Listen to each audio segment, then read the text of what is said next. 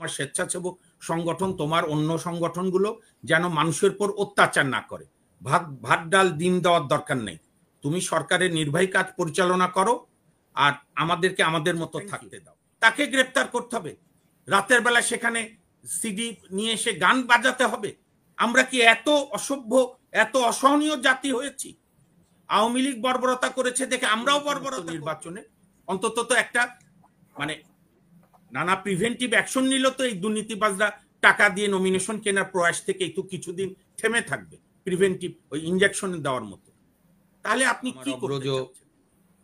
বিশিষ্ট বুদ্ধিজীবী এবং সাবেক সফল ব্যুরোক্র্যাট সাকিব ভাই যা বলেছে তার সঙ্গে সাপ্লিমেন্ট করি। দেখেন, আমাদের মহান মুক্তিযুদ্ধে ৩০ লক্ষ শহীদের রক্তের বিনিময়ে অর্জনের পরে যখন আনফরচুনেটলি বঙ্গবন্ধু সরকার ভারতের সঙ্গে নানা ধরনের নতজানু পররাষ্ট্রনীতি নিল বা নানা ধরনের, তখন মজলুম জননেতা মৌলানা ভাসানী একটা অসাধারণ বক্তৃতা দিয়েছিলেন আমাদের শ্রদ্ধেয় সবার মৌলানা ভাসানী, যে পিণ্ডির শৃঙ্খল ভেঙেছি দিল্লির দাসত্ব করার জন্য না। আমরা আজকে মৌলানা ভাসানী বেঁচে থাকলে বলতেন যে দিল্লির শৃঙ্খল ভেঙেছি ওয়াশিংটনের দাসত্ব করার জন্য। এবং যথার্থই বলেছেন সাকিব ভাই, ঐক্যমত কমিশন কেন মার্কিন যুক্তরাষ্ট্রের সার্চ দ্য অ্যাফেয়ারের কাছে যাবে? এখানে যদি পররাষ্ট্র বিষয় কোনো ব্যাপার থাকতো তাহলে আমাদের স্বাধীন দেশে আমরা কিভাবে আমাদের সংস্কার করব, রাষ্ট্র মেরামত করব, একান্তই আমার ডোমেইন। আমার একটা ভয় কি হাসিনা আক্তার, ধরেন ঘরপোড়া গরু তোমরা সিঁদুরে মেঘ দেখে ভয় পাই। 2007-এ সবাই ব্যাকফ্ল্যাশে যান, ফ্ল্যাশব্যাকে সিনেমার মতো। 2007-এর সরকারও তখনও জনগণ আশা করেছিল যে সব বড় বড় নেতারা দুই দলের অ্যারেস্ট হয়েছে, একটা সংস্কার হোক। তো তখন সংস্কারের জন্য তদানীন্তন সরকার একটা বুদ্ধি করেছিল, আওয়ামী লীগের টপ মোস্ট 6 নেতাদের দিয়ে সংস্কারপন্থী, বিএনপির নেতাদের দিয়ে সংস্কারপন্থী। তো যখন তারা দুই দলেই সংস্কার ব্যর্থ হয়ে গেল, টিকতে পারল না, তখন মোটামুটি দুই দলের সর্বোচ্চ নেত্রী আরো পাওয়ারফুল হয়ে গেল, আরো স্বৈরাচারী হয়ে গেল। এবং দুঃখ করে এই যে আজকে মাহমুদুর রহমান মান্না ভাই তখন আওয়ামী লীগ করতেন, মান্না ভাই বলেছিল যে সংস্কার খেলার আগে আওয়ামী লীগের কেন্দ্র কমিটির মিটিংয়ে আমি, নাসিম ভাই, তোফায়েল ভাই, প্রয়াত মোহাম্মদ নাসিম, তোফায়েল আহমেদ অসুস্থ বলে আমরা কয়েকজন অন্তত শেখ হাসিনাকে প্রশ্ন করা যেত মিটিংয়ে, কিন্তু এই সংস্কার খেলে ব্যর্থ হয়ে আর এখন প্রশ্ন করা যায় না। তার পরিণতি তাকে দিল্লি পালিয়ে যেতে হয়েছে লেডি লক্ষণ সেন হয়ে। আমারও এখন ভয় হচ্ছে যে এই সংস্কারের প্রয়াস ব্যর্থ হয়ে শেষে সংস্কার একটা গালিতে পরিণত হবে।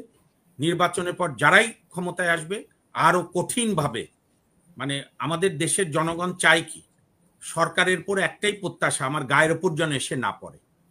তোমার ছাত্র সংগঠন, তোমার যুব সংগঠন, তোমার স্বেচ্ছাসেবক সংগঠন, তোমার অন্য সংগঠনগুলো যেন মানুষের উপর অত্যাচার না করে। ভাত ডাল ডিম দেওয়ার দরকার নেই। তুমি সরকারের নির্বাহী কাজ পরিচালনা করো, আর আমাদেরকে আমাদের মতো থাকতে দাও। আমি মানে আজকে অভিভূত, এই জন্যই ব্যুরোক্র্যাটদের কোনো বিকল্প নেই, সাকিব ভাইদের মতো দেশপ্রেমিক ব্যুরোক্র্যাটদের অসাধারণ বলেছেন, খুবই আমার হৃদয়ের কথা, যে 3-4টা মৌলিক সংস্কার এতদিনে হয়ে যেত। আপনি একটা বিচার বিভাগ করতেন যারা এই সরকারকে প্রশ্ন করত। বিচার বিভাগ এখনো শেখ হাসিনার বিচার বিভাগের মতো বর্তমান সরকারের সঙ্গে সুরে সুর মিলাচ্ছে। তাহলে কোথায় সংস্কার হলো, কোথায় সংস্কার মানসিকতা হলো? আপনার যে বিচার বিভাগ সরকারের বিরুদ্ধে প্রশ্ন করতে ভয় পায়, তাহলে তো কোটি কোটি টাকা খরচ করে ওই বিচার বিভাগ রাখার দরকার নাই, সরকারের ল মিনিস্ট্রি এনাফ। কাজেই তারপরে দেখেন অহেতুক একটা বিতর্ক, 71কে নানা প্রশ্নের মধ্যে ফেলা। আমি যেখানে ভেবেছিলাম যে মিনিমাম 20 বছর আওয়ামী লীগ হয়তো কোণঠাসা হয়ে থাকবে, এই সরকার এবং তার অনেক বন্ধু সংগঠনগুলোর কর্মকাণ্ড আওয়ামী লীগকে দ্রুত মানুষের মধ্যে আসতে সাহায্য করবে। আপনি বলেন, একটা লোকের বাড়িতে একটা গরিব রিকশালা 400 টাকার ফুল দিয়ে শ্রদ্ধা জানাতে গেছে, তাকে গ্রেপ্তার করতে হবে? পরের দিন বেল দিয়েছে, থ্যাংক ইউ, তাকে গ্রেপ্তার করতে হবে? রাতের বেলা সেখানে সিডি নিয়ে এসে গান বাজাতে হবে? আমরা কি এত অসভ্য, এত অসহনীয় জাতি হয়েছি? আওয়ামী লীগ বর্বরতা করেছে দেখে আমরাও বর্বরতা করব? এই বর্বরতার ওই যে রাহুল সংস্কৃতায়নের বিখ্যাত একটা বই আছে, যে গল্পের শেষ নাই, আমাদের এই গল্পের শেষ কোথায়? কাজে আমি এখনো আশা হারাতে চাই না। আমি মনে করি আর কোনো নির্বাচনের পদক্ষেপ দেওয়ার আগে এই যে ইলেকশন কমিশনের এত তোড়জোড়ের দরকার নেই। আর কোনো রোডম্যাপ দেওয়ার আগে ডক্টর মোহাম্মদ ইউনূস সাহেবের প্রতি একজন নাগরিক হিসাবে তাকে এখনো যথেষ্ট সম্মান ভালোবাসে বাংলাদেশের মানুষ, নানা ব্যর্থতার পরও।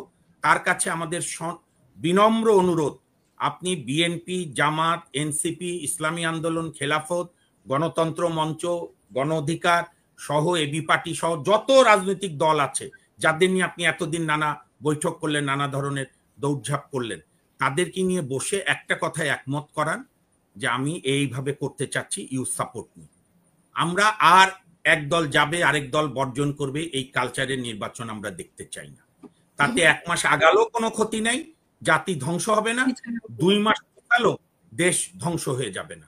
কোনো দলের প্রতি যেন ওনার আর পক্ষপাত না থাকে, কোনো দিকে যেন উনি হেলে না পড়ে, তাহলে কিন্তু সামনে যে দুর্যোগ আসবে, আমি অন্য অনেকের মতো টকশোতে দুর্যোগ এবং দুঃসংবাদ দিতে চাই না। আমি স্বপ্নচারী মানুষ, স্বপ্ন নিয়ে বেঁচে থাকতে হয়। ওই যে বিখ্যাত গান আছে, মানুষ যখন কোনো কিছু করে না কি করে, স্বপ্ন, স্বপ্ন দেখে মন।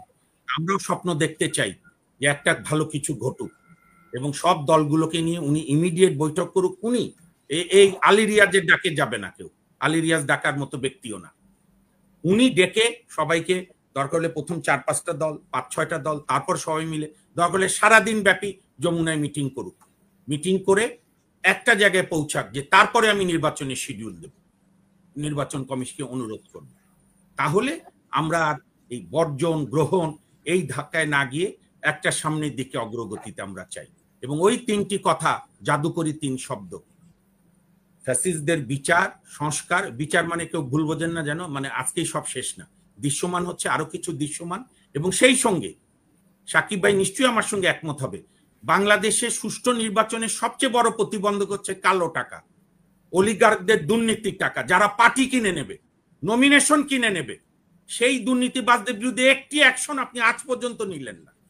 আপনি কি আন্তরিকতা দেখাচ্ছেন সুষ্ঠু অবাধ দুর্নীতিমুক্ত নির্বাচনে?